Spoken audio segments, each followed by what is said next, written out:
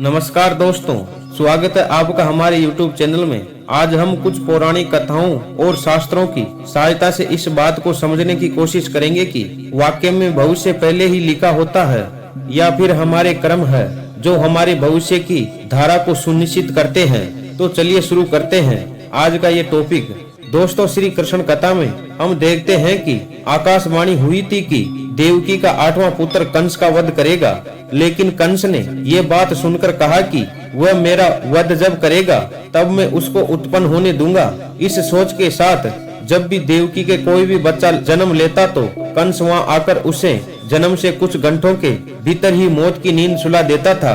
लेकिन जब देवकी के 8वें पुत्र की बारी आई तो विधि विधान के साथ जन्म भी लिया और बाद में कंस का वध भी किया। ऐसा इसलिए हुआ क्योंकि कंस की मृत्यु की भविष्यवाणी हो चुकी थी। साथ ही कंस के जन्म से भी लिख दिया था कि उसकी मृत्यु कैसे होगी और किसके हाथों होगी। यही नहीं दोस्तों, इस संसार में जो भी मनुष्य जन्म लेता है उसके बारे में भविष्य पहले ही लिख दिया जाता है।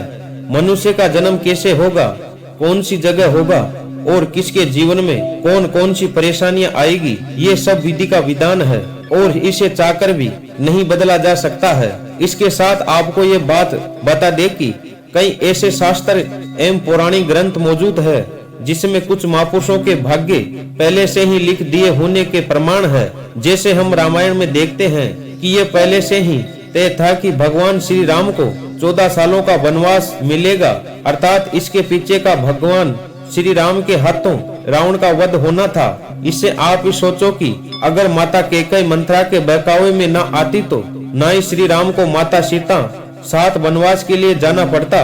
तो सोचिए रावण का वध श्री राम के हाथों कैसे होता, ये सब कैसे होना था, ये सब पहले ही लिख चुका था, जिससे ये सभी के सुमिलन से संभव हो पाया। इसी तरह हर एक प्राणी का भाग्य लिखा जा चुका है। हम सब नाटक के छोटे पात्र हैं जिनका किसी न किसी उद्देश्य के चलते इस संसार में जन्म हुआ है। लेकिन ये बात भी गलत नहीं है कि आपकी किस्मत आपके कर्म पर आधारित है। वह कहावत तो आपने सुनी होगी कि जैसा बोओगे वैसा ही पाओगे। अगर आप अच्छे व पुण्य काम करते हैं तो आपके साथ सदैव अच्छाई होगा, लेकिन आपने जीवन में हमेशा बुरे काम किए हैं तो ज्यादातर संभावना है कि आपको उसका दुष्प्रभाव इसी जन्म में देखने को मिल जाएगा। अर्थात आपने बबूल रूपी बुरे कर्म किए हैं तो आपको आम के फल कैसे मिल जाएंगे। इसलिए हमारे शास्त्रों में हमेशा धर्म और पुण्य का कर्म करने की प्रेरणा दी गई है, क्योंकि यही वह रास्ता है जो हमें इस जन्म मरण के चक्कर से बाहर निकाल सकता है। वरना बुरे कर्म करने वाले को भगवान के चरणों में भी स्थान नहीं मिलेगा। यही नहीं मित्रों, तुलसीदास ने भी स्पष्ट रूप से एक चौपाई में कहा है कि कर्म ही प्रधान है, यानी कि जैसा मनुष्य कर्म करेगा वैसा ही उसको फल मिल जाएगा। इसी के साथ एक बात सामने आती है कि पांडु पुत्र अर्जुन के हाथ कर्ण का वध हुआ था।